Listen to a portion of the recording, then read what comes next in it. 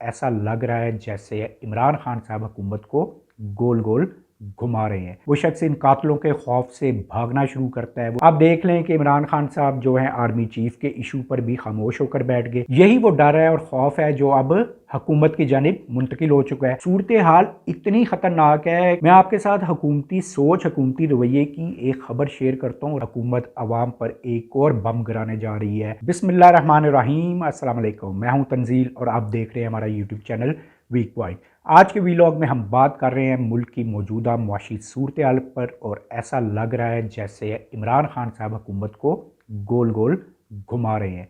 मुल्क की मुआशी सूरत हाल पर बात करेंगे। इशारे ऐसे मिल रहे हैं कि लग रहा है कि मुल्क में मुआशी एमरजेंसी नाफिज हो सकती है, और एक ऐसी खबर भी है कि अगले बरस यानी कि अगले माह ही हुकूमत अवाम पर एक और बम गिराने जा रही है, और इसके असरात इतने तबाहकुन होंगे कि गरीब आवाम की लगता है कमर ही टूट कर रह जाएगी। लेकिन सबसे पहले ग्रेजुएशन डेज़ में एक स्टोरी जो हमने पढ़ी थी उसका मैं पस मंज़र बताता हूँ। आप में से बहुत सारों ने हो सकता है इस स्टोरी को पढ़ा भी हो। स्टोरी का पस मंज़र ये है कि एक शख्स के पीछे उजरती कातलों को लगाया जाता है, जिनको ये टास्क दिया जाता है कि आपने इस शख्स को कत्ल करना है। वो शख्स इन कातलों के खौफ से भागना शुरू करता है। वो एक जगह पर जाता है, कातिल उधर पहुंच जाते हैं, वो वहाँ से फ़रार होता है, दूसरी जगह पर जाता है, कातिल दूसरी जगह पर भी पहुंच जाते हैं। इस तरह वो फ़रार होता जाता है और कातिल उसका पीछा करते जाते हैं। लेकिन एक वक्त ऐसा आता है कि उस शख्स का खौफ बिल्कुल ख़त्म हो जाता है और कातिल उस तक पहुँच भी जाते हैं, लेकिन पहुँच इसलिए पाते हैं कि वो शख्स भागना बंद कर चुका होता है। जब कातिल उसके सामने आते हैं तो वो बड़ा रिलैक्स मोड में बैठा होता है, सिगार पी रहा होता है।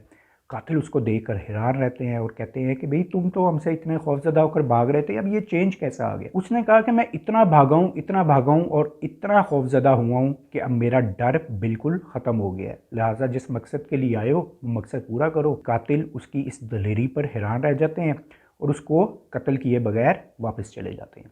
ऐसा ही कुछ लगता है कि मौजूदा सियासी सूरत हाल में इमरान खान साहब और हुकूमत के दरमियान हो रहा है। इमरान खान साहब आखिर क्या भाग भाग कर थक गए हैं, डर गए हैं? इमरान खान साहब ने कुछ अरसा तो ये महसूस किया कि मुझे फौरी तौर पर हुकूमत में आना चाहिए, लेकिन जब उन्होंने इशारे देखना शुरू किए अपनी पॉपुलैरिटी के, उनकी मकबूलियत के, तो उनकी मकबूलियत के जो इशारे थे वो बेतहाशा बढ़ गए। अवाम इमरान खान साहब से इतना लगाव रखना शुरू हो गई कि इमरान खान साहब की जानिब से एहतजाज की कॉल भी नहीं दी जाती थी, और वो मुख्तलिफ़ शहरों में मुख्तलिफ़ मकामात पर खुद ब खुद इकट्ठे हो जाते थे। पाकिस्तान की ये तारीख़ में पहली बार देखा जा रहा था, और ज़ाहिर है इसको इस्टेब्लिशमेंट के इदारे भी देख रहे थे, इसको हुकूमती इदारे भी देख रहे थे कि ये आखिर हो क्या रहा है।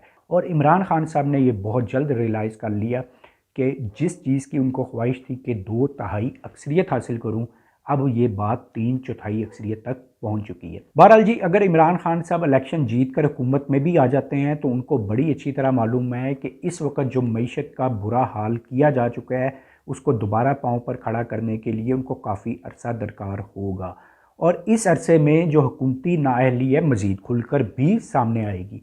आप देख लें कि इमरान खान साहब जो हैं आर्मी चीफ़ के इशू पर भी खामोश होकर बैठ गए, जबकि उसमें बड़ी शिद्दत थी कि नए आर्मी चीफ़ की जो तैनाती है वो मौजूदा जो नई हुकूमत आएगी इलेक्शन जीतने के बाद वो करे। वो चाहे मुस्लिम लीग नून की आती है, पीपल्स पार्टी की आती है या तहरीक इंसाफ की आती है।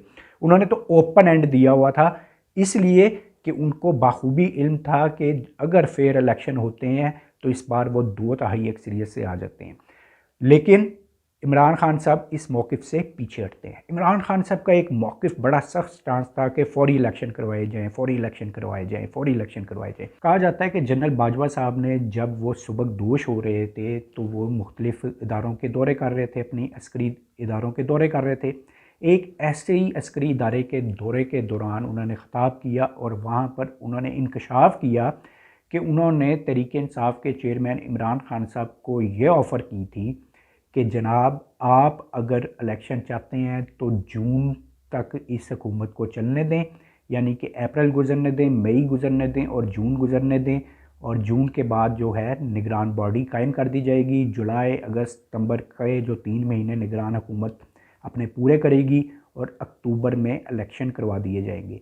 ये इमरान खान साहब को ऑफ़र की जाती है अप्रैल के आखिर में, लेकिन इमरान खान साहब इसको मुस्तरद कर देते हैं और वो कहते हैं कि मैं जल्दी से जल्दी इलेक्शन चाहता हूँ। यानी कि इमरान खान साहब को कितनी जल्दी थी कि वो चाहते थे कि मई में ही जो है वो गवर्नमेंट को डिसॉल्व कर दिया जाए और जो नई निगरान हुकूमत है वो कायम कर दी जाए। लेकिन अब आप खुद देखें कि अब दिसंबर चल रहा है और इलेक्शन का दूर दूर तक कुछ नहीं पता, और इमरान खान साहब भी इस चांस ले चुके हैं कि अगर 1 साल बाद भी इलेक्शन होते हैं तो इससे तहरीक इंसाफ को ही फ़ायदा होगा और हमें ही हुकूमत मिलेगी। ये बयान भी दे चुके हैं कि 1 साल बाद अगर इलेक्शन हुए तब भी तहरीक इंसाफ जीतेगी। यही वो डर है और खौफ है जो अब हुकूमत की जानिब मुंतकिल हो चुका है।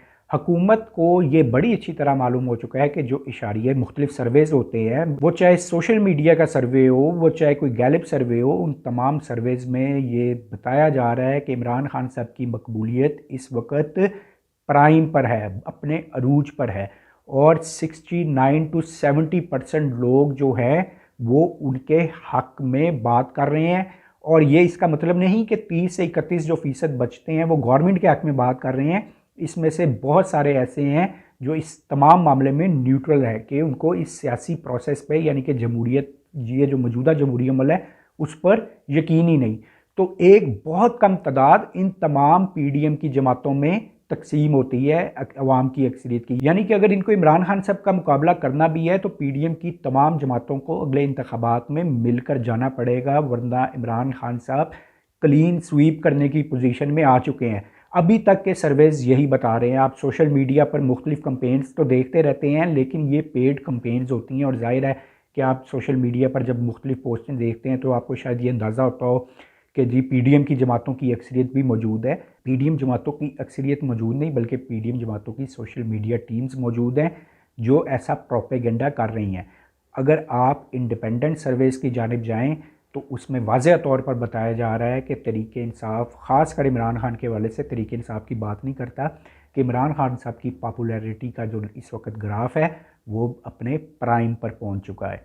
तो यही वो खौफ है जिसकी वजह से हुकूमत ने नाअहली के हवाले से भी बात की है कि अगर इमरान खान साहब को नाअहल, क्योंकि कुछ शराइत तय की जा रही हैं कि जी इमरान खान साहब को नाअहल नवाज़ शरीफ साहब, मियाँ नवाज़ शरीफ साहब की वतन वापसी के लिए कि मैं जी वतन वापस तब आऊँगा जब इमरान खान साहब जेल में होंगे या वो फिर नाअहल हो चुके होंगे। इलेक्शन कमीशन ने भी ये 13 दिसंबर को इनकी नाअहली के हवाले से जो है दरख्वास्त समाअत के लिए मुकर्रर कर रखी है। फवाद चौधरी साहब का कल का बयान भी बड़ा मानी खेज़ है। उन्होंने भी ये कहा है कि अगर इमरान खान साहब को नाअहल किया गया तो आवाम की जो अक्सरियत है वो इसको कबूल नहीं करेगी। बहरहाल सूरत हाल इस वक्त ये है कि इमरान खान साहब शायद खुद भी इलेक्शन में फौरी तौर पर नहीं जाना चाह रहे, क्योंकि उनको इल्म है कि इस वक्त वो इलेक्शन में अगर आते हैं तो उनको मईशत को संवारने के लिए मज़ीद 2 से 3 बरस लग सकते हैं, जिसकी वजह से उनकी पॉपुलैरिटी, मकबूलियत कम हो सकती है। इतना बेड़ा गर्क कर दिया गया मईशत का जिसका हिसाब नहीं है। आपको थोड़ा सा उसका मैं बताता हूँ कि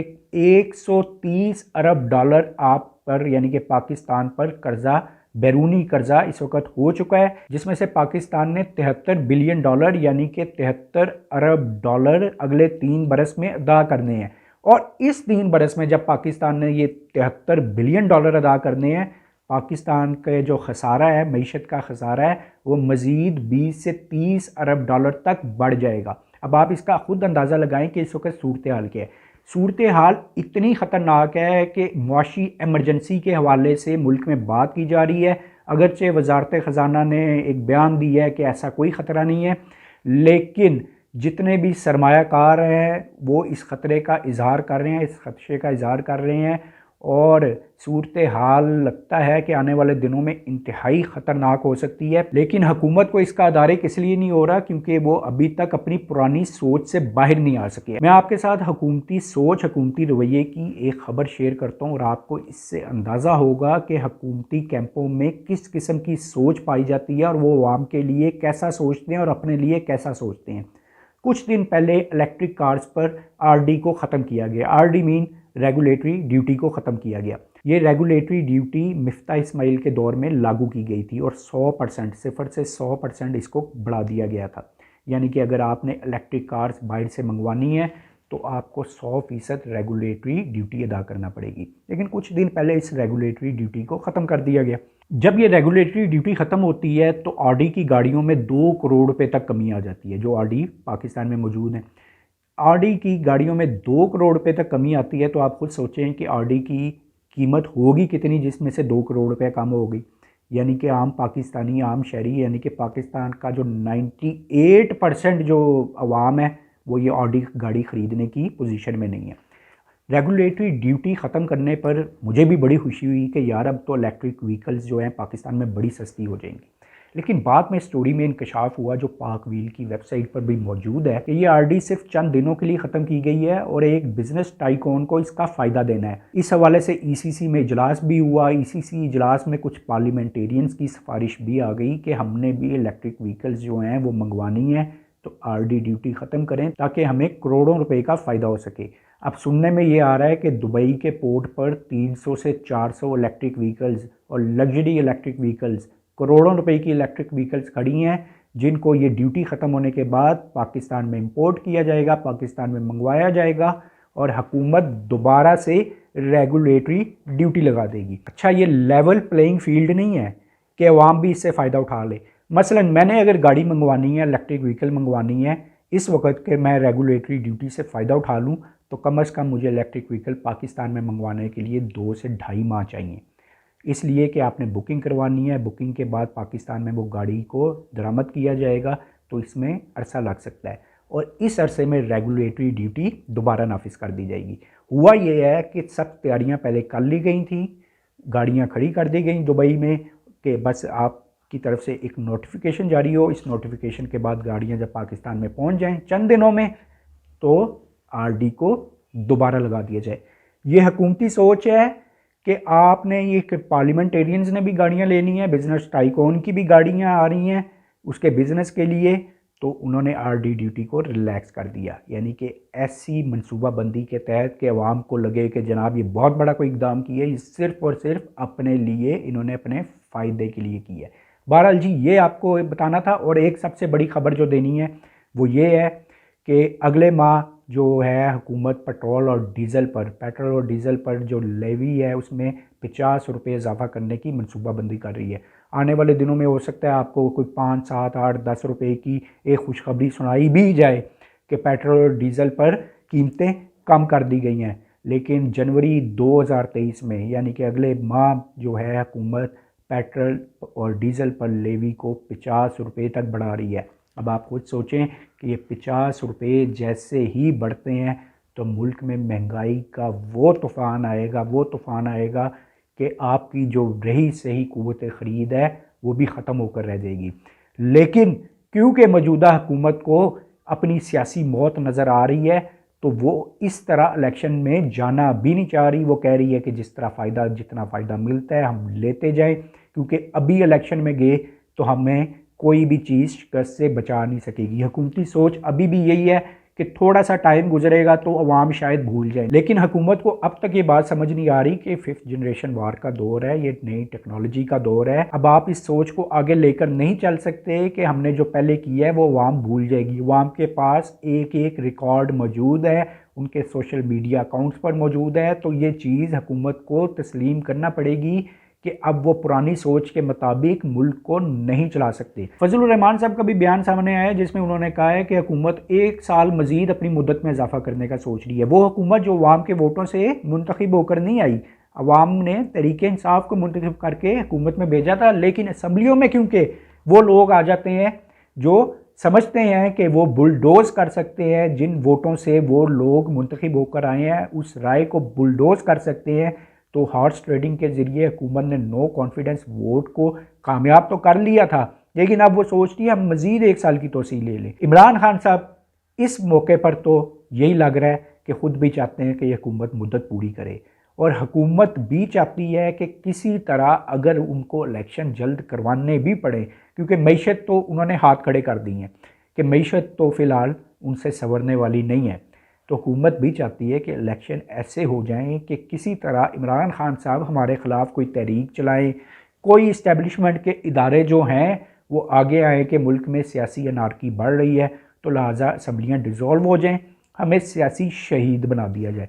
लेकिन इमरान खान साहब ने फ़िलहाल अपना उन्होंने परसीव किया है या उनको किसी ने मशवरा दिया है, उन्होंने हुकूमती कोर्ट में ये बॉल नहीं फेंकी, उन्होंने ये बॉल अपने पास रख ली है कि किसी तरह हुकूमत अब अपनी मुद्दत पूरी करे।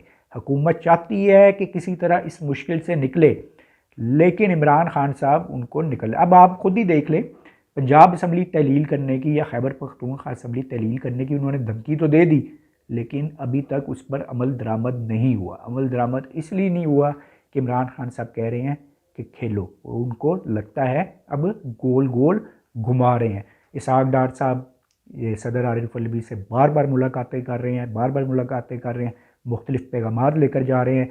सदर आरिफ अलवी जो है इमरान खान साहब को मैसेज पहुंचाते हैं, इमरान खान साहब कहते हैं अच्छा जी देखते हैं, लेकिन लगता है इमरान खान साहब अब डिलेइंग जो है पॉलिटिक्स खेल रहे हैं। वो सोचने का वक्त लेते हैं, फिर दोबारा से बात बढ़ती है, फिर सोचने का वक्त ले लेते हैं और सूरत हाल इसी तरह आगे बढ़ती जा रही है। बज़ाहिर तो ऐसे लग रहा है कि इमरान खान साहब ने चारों खाने चित कर दिए और सियासी शिकस्त दे दी है पीडीएम की तमाम जमातों को, क्योंकि अगर इमरान खान साहब इलेक्शन चाहते तो हम देखते कि एमक्यूएम या बाप की जानिब भी रजू किया जाता, बलोचिस्तान अवामी पार्टी की जानिब रजू किया जाता, उनको बनाने की कोशिश की जाती और फिर सदर आरिफ अलवी वज़ीर आज़म को इत्मीनान का वोट लेने के लिए कह देते। लेकिन तरीके इंसाफ की जानिब से ऐसा कुछ भी नहीं किया जा रहा। लग यही रहा है कि इमरान खान साहब अब चाहते हैं कि हुकूमत अपनी मुद्दत पूरी करे। अपना और अपने इस चैनल का बहुत ख्याल रखिएगा। अल्लाह हाफ़िज़।